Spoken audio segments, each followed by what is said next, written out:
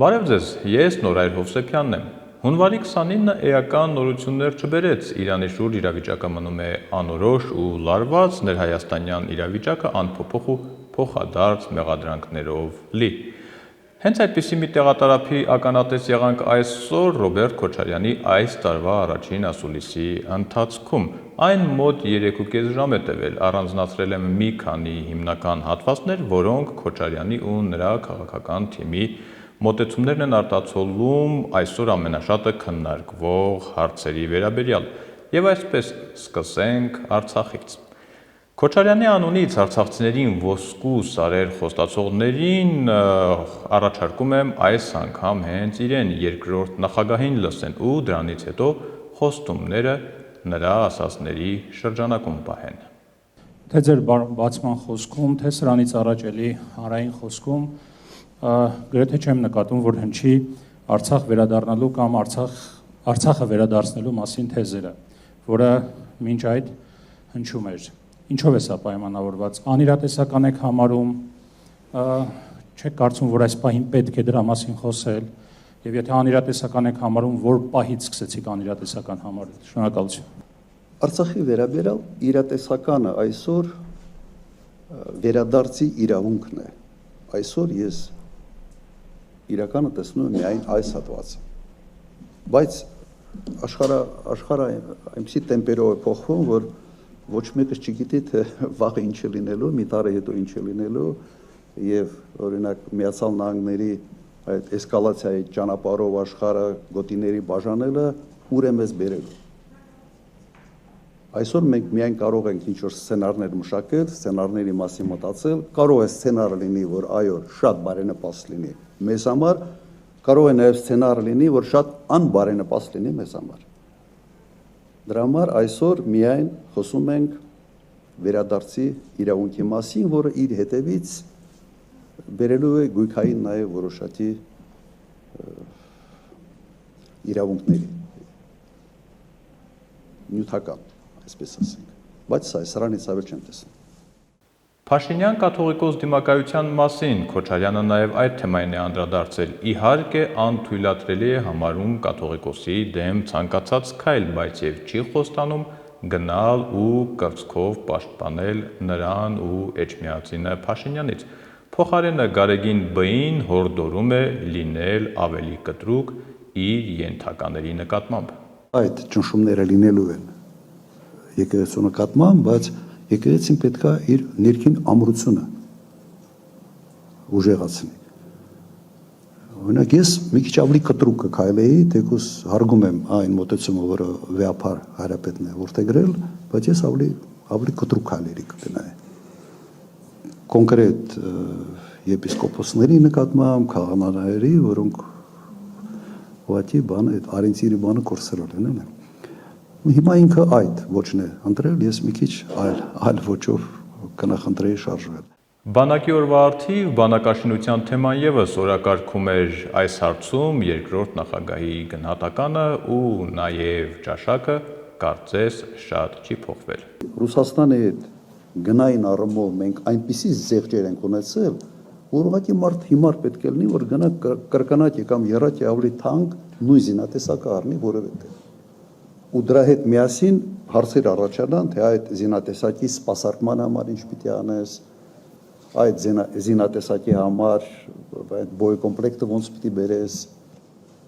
Հիմա մենք Հնդկաստանից ինչ-որ մի բան Հնդկաստանից ենք բերել, մի բան Ֆրանսիայից ենք բերում, մի բան չգիտեմ էլ որտեղից են բերելու, հետո ոնց է այս ամբողջը իրար հետ կապվելու։ Անհեռատես եւ ես ենթադրում եմ միգուցե նաեւ ասենց օդկատների մոտիվացիայով գործընթացները։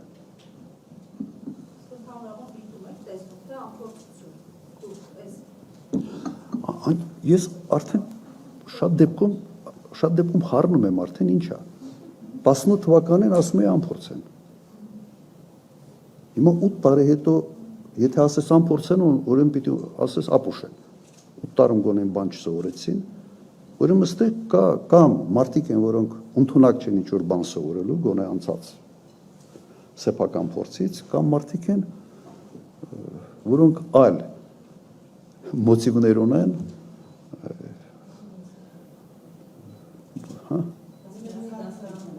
ու այլ մոտիվներ ունեն, այլ նպատակներ ունեն։ Հայաստան-Ադրբեջան տնտեսական հարաբերությունների մասին գուցե շատերին զարմացնելով Քոչարյանը այսօր կատարվողը ողբերգություն չի համարում ու ոչ էլ հանցագործություն, անգամ անկեղծացավ ու հիշեց ժամանակին ինքն էլ փորձել է Ալիևի հետ կապեր հաստատել։ Մի անգամ զանգել է Հեյդար Ալիևին եւ ասել է մեծ ծրագիր ենք անում լիսի մադրամով ասֆալտ ենք։ Ես անձամբ զանգել եմ իմ գրասենյակից եւ իրեն առաջարկել եմ, որ բիտումը մենք իրենցից առնենք։ Այո, Իրանից են բիտումը, ասի լավ էլ քայլա, մենք նաեւ սկսենք տնտեսական հարաբերություններ ձևավորել։ Ինքը ասեց մի երկու օր դուր մտածեմ, հետ կզանգեմ։ Երկու օր հետո զանգելա, գիտեք ինչ ասա։ Ասելա ճիշտ ես ասում, բայց մեր մոտ կարող է դա սխալ ընկալվի։ Ես որ այդ գործարքին գնամ, ինձ շատ լուրջ քննադատության տակ կհայտնվեմ։ Ես իրեն ասի, լսիր, ես ինձ ավելի շատ պետք է Հայաստանում քննադատել, որովհետև մենք ենք առնում, փողը մենք ենք տալիս ձեր ապրանքը բերում։ Ասում եմ, գիտես, մի քիչ տրամադրությունները այստեղ ուրիշ են։ Դուք հաղթած կողմ եք, ու տրամադրությունները ուրիշ են։ Սա ուղղակի մեր խոսակցություններ։ Որ ուզում եմ հասկանաք նաև իմ վերաբերմունքը տնտեսական համագործակցության վերաբերյալ։ Եվ ուղղակի ճիշտ գնահատեք, թե ում հետ գործում եք։ Բնականաբար անդրադարձ է եղել նաև Թրիփին։ Հայաստանի դերն ու շահը այստեղ ու այս ձևաչափով Ռոբերտ Քոչարյանը գրեթե զրոյական է համարում։ Փոխարենը վտանգներ շատ է տեսնում։ Հայաստանը նույնիսկ կողմ չի այստեղ, այլ դառավ կիսակողմ։ Կիսակողմ չէ 26-20%-անից։ Ուղղակի կրկնեմ, նայեք, մեկ միտք։ Ընդհանրապես տրանզիտային ուղիները ունեն երկու գործոն։ Մեկը աշխարհակական կշիռ է հաղորդում նրան, ով կոնտրոլի տակ է պահում, եւ երկրորդ տնտեսական գործոն։ Հիմա Միացյալ Նահանգներին տալ այդ հիմա որ փակալնում բաժնեմասը, այսպես ասենք, եւ ազդեցությունը, սա նշանակում է, որ աշխարհակական գործոնը զրոյացվել է։ Հիմա այդ տոկոսային հարաբերակցությունը նշանակում է նաև տնտեսականն է գրեթե զրոյացվել։ Հիմա ես կարող եմ մի քիչ մոդիֆիկացնել իմ անցած առաջարկը, որ տրիպը պետք է մեծանա։ Ձևակերպումը հետևալ։ Հիմա կարող են լինել երկու տրիպ։ Տրիպ 1 Մեղրիի հատված, տրիպ 2 Նախճիվանի հատված։ Հասկացաք։ Այսպես միգուցե դա ավելի հեշտ է կազմակերպչական առումով ձևավորել,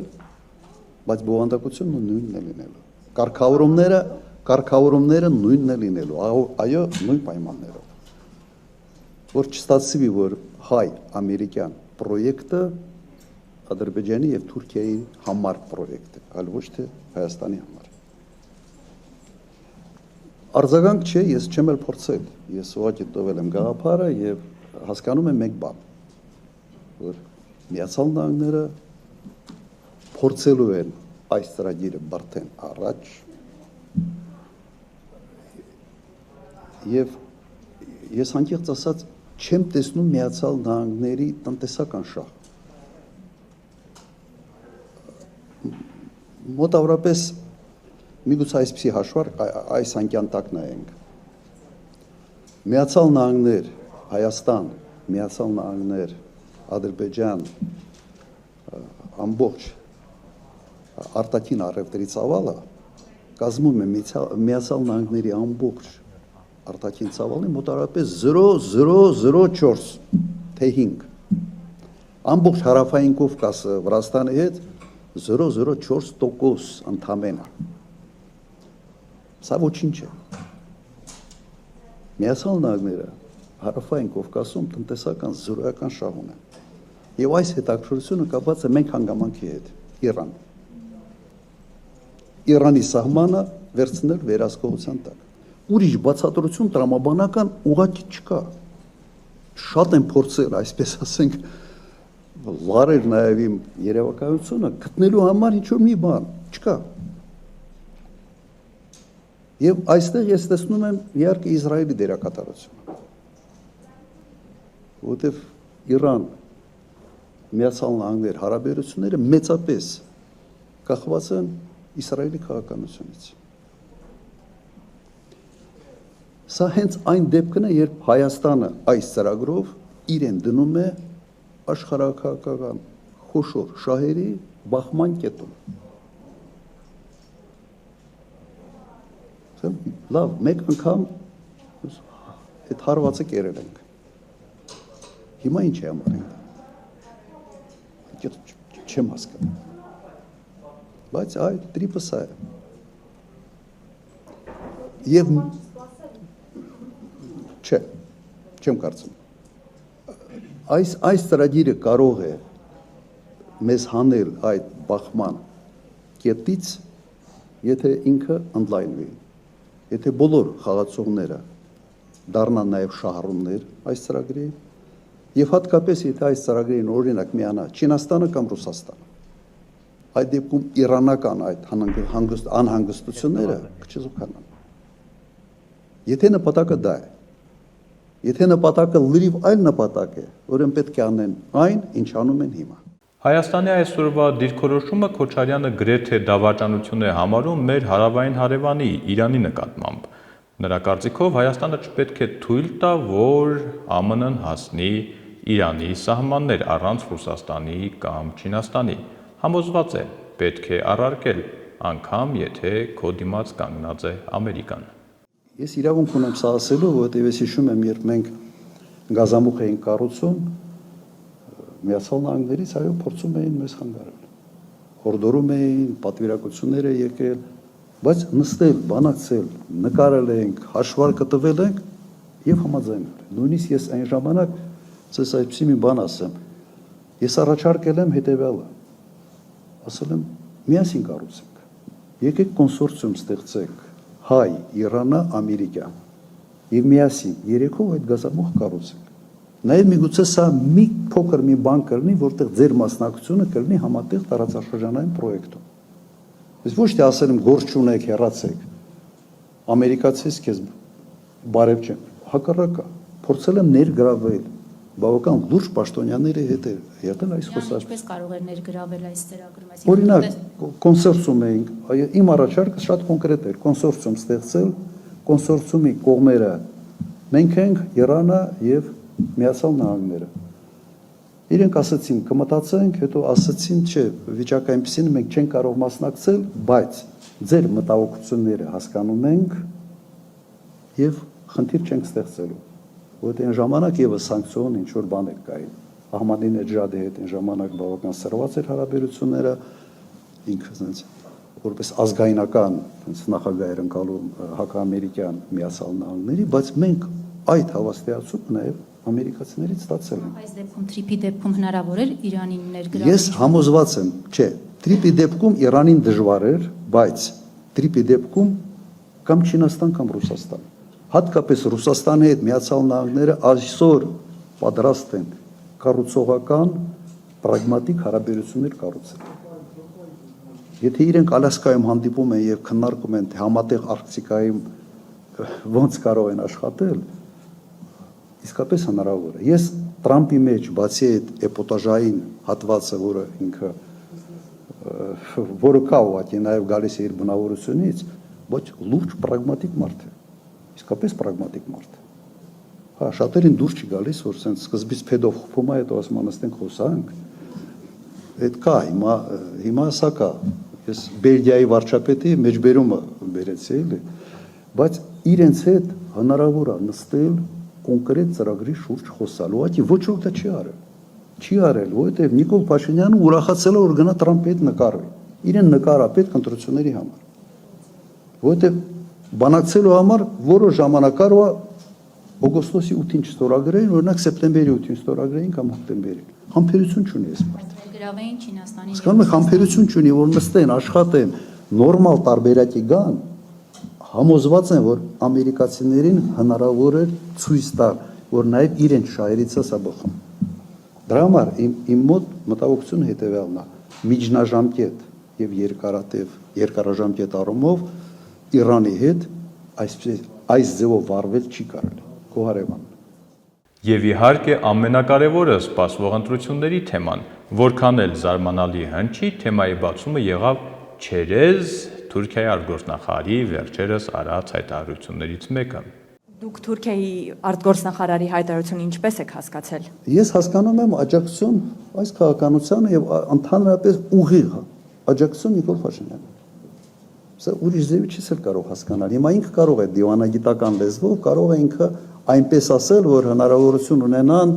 ասել, չէ, մենք իրեն չենք աջակցում, մենք քաղաքականություն ենք աջակցում։ Այս քաղաքականությունը կապված է միայն Նիկոլ Փաշինյանի անվան հետ։ Ինչ տարբերություն։ Իդեպ ես ձեզ հիշեցնեմ մեկ ուրիշ բան։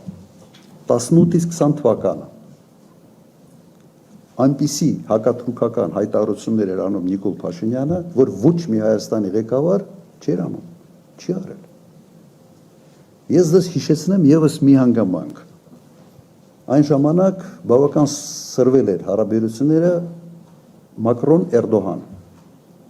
Հիշում եք թե չեք հիշում։ Բավական սրված էր։ Եվ Մակրոնը փորձում էր ոչ ֆորմալ դաշինք ձևավորի հակաթուրքական։ Շատ ակտիվ այդ հարցը քննարկում էին Հունաստանի հետ, Կիպրոսի հետ, Եգիպտոսի հետ եւ Իսրայելի հետ։ Իսրայելի հարաբերությունները եւս շատ սրված էր Թուրքիայի հետ։ Եվ այն ժամանակ Հայաստանը միացել է այդ ոչ ֆորմալ կոալիցիայի ձևավորմանը։ Միացել է այդ խոսույթին։ Ես 10 տարի նախագահության ժամանակ երբեք հակաթուրքական հայտարարություն չեմ արել։ Հարևան երկիրն է։ Վերադառնալով ընտրությունների թեմային, Քոչարյանը կողմնակից է, որ ընդդիմադիր դաշտում ձևավորվեն բլոկներ, նախընտրական շրջանում իր դերի եւ դիրքի մասին դեռ բացահայտումներ չի անում, խոստանում է նորություններ կլինեն փետրվարին։ Ասացիք, որ բացառիկ հնարավորություններ, նախադրյալներ կան ընդդիմադիր լայն բլոկներ, մեծ բլոկներ ձևավորելու համար, արդյոք մտածում եք այդպիսի մեծ բլոկով մասնակցելու մասին, եթե այո, որ ուժերի հետ եք տեսնում հնարավոր համագործակցություն, բանակցություններ կան թե ոչ, եւ ում եք տեսնում առաջին համար, եթե ձեր տեխնացությունը խանգարի այդպիսի լայն կոնսոլիդացիայի։ Շնորհակալ։ Երևի մի քիչ ճիշտ չեք ինձ հասկացել, ես ասել եմ եւ համարում եմ, որ շատ բարենպաստ պայմաններ է խոշոր բլոկեր ձևավորելու։ Հիշեցնեմ անցած ընտրություններին մասնակցել է, եթե չեմ սխալվում, 25 քաղաքական ուժ եւ դաշինք։ Հիմա հնարավորություն կա, օրինակ, որ մասնակցեն 8-10, ոչ ավել։ Ես տեսնում եմ, որ ընդդիմադիր դաշտը կարող է գնալ ընտրությունների 3, առավելագույնը 4 խոշոր բլոկներով։ Ինչ վերաբերում է կոնկրետ Հայաստան դաշինքին, մենք վերջնական լուծում որոշում դեռ չունենք, բայց հակված ենք գնալ նույն ֆորմատով։ Նույն ֆորմատով հակված ենք գնալ։ Անցած անգամ, եթե չեմ սխալվում, հայտարարել եմ, որ փետրվարին ենք այս որոշումը կայացնելու։ Դեռ ժամանակ դեռ ունենք, բայց եւ ավելի շատ ինչ որ ասել եմ վերաբերվում է այն կուսակցություններին, որոնք կարող են խնդիր ունենալ շեմը հաղթահարելու եւ պատկերը չունենալու համար անցած ընտրությունների փոշիացված ձայների առումով բարենպաստ պայմանները խոշոր բլոկներ միավորելու համար։ Եվ իսկապես բարենպաստ են այդ պայմանները։ Ես կցանկանայի, որ 3-ից 4 բլոկ այդպիսի մենք ունենանք։ Ունեմ այն ինֆորմացիան, որ իրար հետ բանակցում են, որոշ տեղ հաջող, որոշ տեղ ոչ, բայց իմ տպավորությունը այնպիսին է, որ պատկերը շատ ավելի բարենպաստ է լինելու ընդդիմության համար այս ընտրությունների ժամանակ։ Ոչ թե 25 միավոր, որից մոտ 20 ընդդիմադիր դաշտեր, թե 20-21-ը։ Եվ նայեք, մենք հիշեցնեմ, անցած անգամ ասել է, որ ամենից պրագմատիկ ճանապարհն ենք ընտրելու։ Հարցում ենք անելու սոցիոլոգիական հետազոտություն, փետրվարի սկիզբ, եւ այդ արդյունքներով որոշելու ենք, թե ով առաջնորդել է։ Եթե սոցիոլոգիան ցույց տա, որ ես եմ համինից մեծ ձայներ բերող, այսպես ասենք, ուրեմն ես եմ ունոր, եթե հայտնվել է մեր դաշինքում որևէ մեկը, որը կարող է ավելի մեծ, այսպես ձայներ ապահովի, ուրեմն նա է։ Ես շատ ուրախ կլինեմ, որ դա ես չանեմ։ Ասենց մի մեծ բեռից շատ մեծ բեռից կազատվեի, բայց տեսնենք ինչպես է լինելու։ Ու այս վիճակում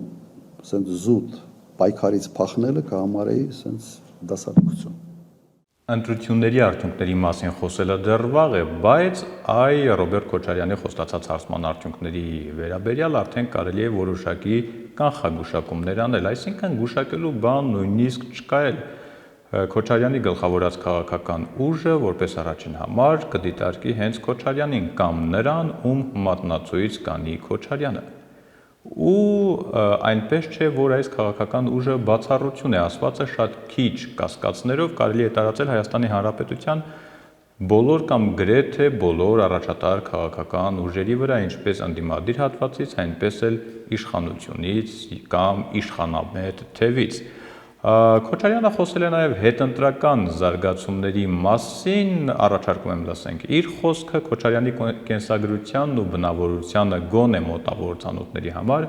անսպասելի չեն այս հայտարարությունները, բայց ամեն դեպքում առաջարկում եմ լսեք։ Պարոն Քոչարյան, հնարավոր է սցենար, որ ԱԺ անցնեն ձեր Սերժ Սարգսյանի եւ Սամվել Կարապետյանի ուժերը եւ կոալիցիա կազմեք, այդ ժամանակ ձեր տեխնացությունը որպես վարչապետ կլինի նախապայման, թե պատրաստ եք կոմպրոմիսի գալ։ Եվ երկրորդ հարցս 2008 թվականին ասել եք, որ առաջին նախագահը մտնի ընտրապայքարի մեջ կդառնա շարքային ընդդիմադիր, դուք արդեն երկրորդ անգամ եք մտնում 2008 թվականի ձեր գնահատականը շարունակում է ուժի մեջ մնալ եւ դա բոլոր նախագահների մասին էր, օրինակ նաեւ ձեր։ Բայց ես արտոնված ընդդիմադիր եմ հիմա, շարքային ընդդիմադիր եմ։ Եվ տվյալ դեպքում շարքային եմ, թե շարքային չեմ, կախված նրանից, թե տվյալ քաղաքական ուժը քո առաջնորդությունը ընդունում է, թե չի ընդունում, դա նշանակովի չի։ Այո, նույն կարծիքին եմ։ Հիմա ինչ վերաբերում է խորհրդարանում, առաջինը կարծում եմ յուրաքանչյուր ընդդիմադիր ընտրությունների մասնակցող ուժ պետք է միանշանակ հայտարարի, որ որևէ համագործակցություն բացառում է ԿՊ-ի հետ։ Դրանից հետո մտնեն գործարան, եթե մեկ քաղաքական ուժ բավարար ձայներ հավաքի միայնակ կառավարությունը ձևավորելու, ուրեմն դա իր իրավունքն է։ Ինքը գնում է ավելի լայն կոալիցիայի, թե միայնակ է դա։ Օրինակ ես կնախընտրեի, կհամարեի, որ պետք է գնալ ավելի լայն կոալիցիայի, որտեղ խնդիրները իսկապես խորն են եւ այդ խնդիրների հաղթահարումը ավելի լայն կոմպրոմիսների բան է ուզում, միջավայր է ուզում։ Ես օրինակ դա կառաջարկեի։ Ինչ վերաբերում է թե հետո ով կլինի վարչապետ, ով չի լինի, կա շատ པարզ տարբերակ։ Ով ավելի մեծ տոկոս է հավաքում, նրա առաջնային իրավունքն է վարչապետ առաջարկելու։ Եթե մեր քաղաքական ուժը այդ առաջի տեղը չի լինի, իհարկե ես որևէ հավակնություն չեմ ունենալու։ Ես ինչ չեմ տեսնում գնամ կառավարությունում նախարար աշխատեմ։ Բայց մեր քաղաքական թիմում կան բազմաթիվ մարդիկ, որոնք եւ այդ փորձը ունեն եւ գիտելիքներ եւ կարող են դա անել։ Նու նաեւ պարզ է, ես նաեւ ինչ չեմ տեսնում, որ մանդատը վերցնեմ, գնամ падգամավոր դառնամ եւ անցած անգամ ես մանդատը չեմ վերցրել։ Այսքանը մոտ 3.5 ժամ տևած ասուլիսից Հայաստանի քաղաքական դաշտի այլ դերակատարների կանդրադառնանք առաջիկա օրերին, ի վերջո առջևում ընտրություններ են, իսկ մինչ այդ ամուր եղեք, կհանդիպենք։